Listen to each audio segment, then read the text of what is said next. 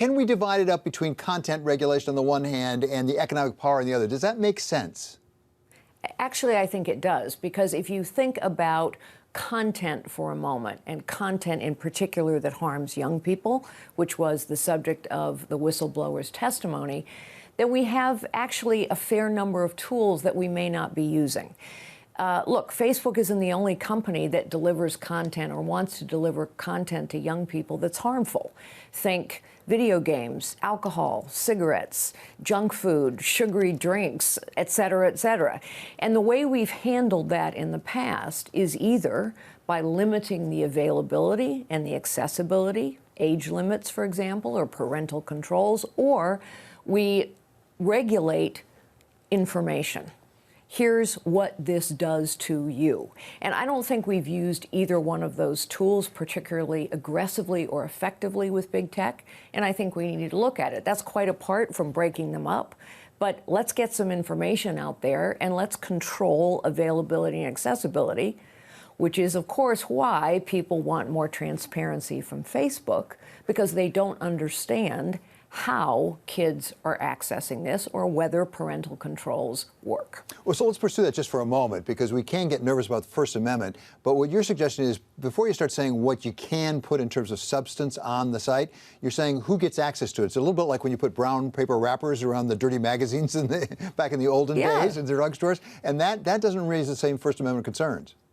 Well, exactly. And I know it's not a perfect analogy, but let's look at alcohol and cigarettes just for a moment, harmful to kids. What did we do? We said you can't buy them if you're below a certain age, and anyone who tries to sell them is going to be liable. We also said that there's lots of information that has to be provided about the product, on the product, to warn kids and parents. And we're not really doing that with Facebook. Or even, you know, this incredibly popular show, Squid Game. Now there's all this information coming out that children under 16 shouldn't watch it, and check your parental controls. Somehow we haven't done that with tech, and we ought to. So that's the substance or the content side. What about the economic power issue and the notion that particularly when it comes to search, when it comes to advertising, things like that, there's enormous concentration among a handful, a really small handful of the biggest social media companies? Yes, that's absolutely right. I would note that when Microsoft was the big boogeyman of Silicon Valley and the big, scary big tech company in the late 90s, early 2000s, and there was a lot of hand-wringing about regulation, what ultimately worked better than anything was competition. And so I do understand the argument about breaking them up. However, let me say this. One of the things that we have not done a good job of is forced disclosure. There was an interesting second whistleblower that came out today or late last night. And this particular whistleblower went to the SEC and said, you know, Facebook is not disclosing to shareholders the risks to the company of all the things they are doing. I actually think the board of Facebook and shareholders of Facebook need to be very focused on risk. I don't want to get into the weeds here, but there was a late 90s case on Caremark that established that boards are responsible for overseeing management around the risks in a company. There are clearly huge risks right now to Facebook shareholders. The board is kind of MIA.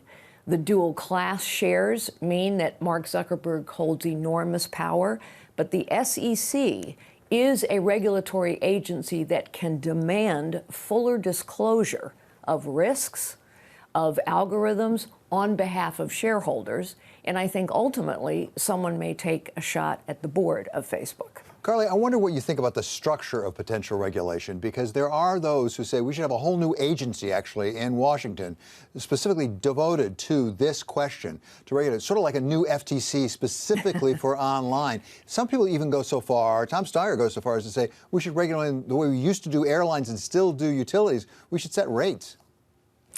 Well, I'm not willing to go that far, that we ought to set rates. But I do think the notion that perhaps we need to rethink the regulatory framework for something like Facebook, which didn't exist 15 years ago, we didn't even imagine it 20 years ago, and now Facebook is talking about the metaverse, and virtual reality is clearly something that we don't really know how to regulate. So I'm prepared to say that's a reasonable point. However, I would say that we are not using the tools we have. What is the board's liability? Have they overseen management with regard to risk? I would argue they have not. This independent advisory board, who are they? They were all appointed by Mark Zuckerberg. They're not independent. There is no accountability. Why aren't the dual class shares being sunsetted at this point? There's no purpose in protecting the business anymore with a dual class shareholder structure. So I think there are tools that we could be using far more aggressively than we are. Agencies that exist that could be more aggressive. So let's do that while we are also trying to think about perhaps we need a new regulatory structure. The one thing I will say, though, and I've said this to you before, David, I really think Section 230 is kind of a red herring here. I know politicians get really exercised about it, but I think there are far more effective ways to get more transparency from Facebook, more disclosure, and to protect young people more effectively than we have. So, Carla, you say forcefully there are tools we have right now we have not used. In using those tools, are you sympathetic to the argument of Facebook and others that we have to be careful how we use them because there is good being done? We don't want to, as it were, throw the baby out with the bathwater. Up to a point. But, honestly, I think Silicon Valley has used that argument for a very, very long time, and it does not obviate them from the responsibility to disclose to shareholders all of the risks that exist, to be transparent about a product that clearly is enormously popular and powerful in the marketplace. It does not obviate them from the responsibility of thinking about, does it still make sense to have a single guy own so much of the stock so that shareholders really don't have very much power over a massively publicly traded company? And is the board actually doing its job? Or have they kind of checked out because Mark Zuckerberg and Sheryl Sandberg are in charge? So one quick final one, Carly. They're very powerful with consumers. They're also very powerful in Washington. If you talk to Elizabeth Warren, Yes. She says they have a lot of lobbying chops up here. They have a lot of force. Is anything ever actually going to happen?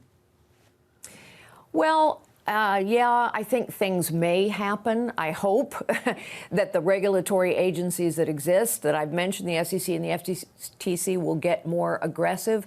Look, lobbying is fair game. Everybody does it. Facebook is just doing what everybody else does. But the reason I think something may happen, and I think tech needs to be very thoughtful here about what they're willing to give up, like dual class, like being more transparent. I think something is going to happen because there is bipartisan agreement now that something should happen, and politicians look for villains. Facebook is now a villain.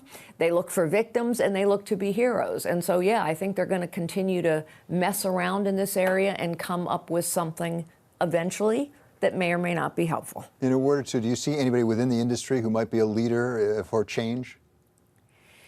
Well, I have argued for a long time that the industry needs to collaborate with Washington. Right. And so I don't see anyone stepping up to do that yet, but I hope someone will, because Washington doesn't always know what it's doing in this regard.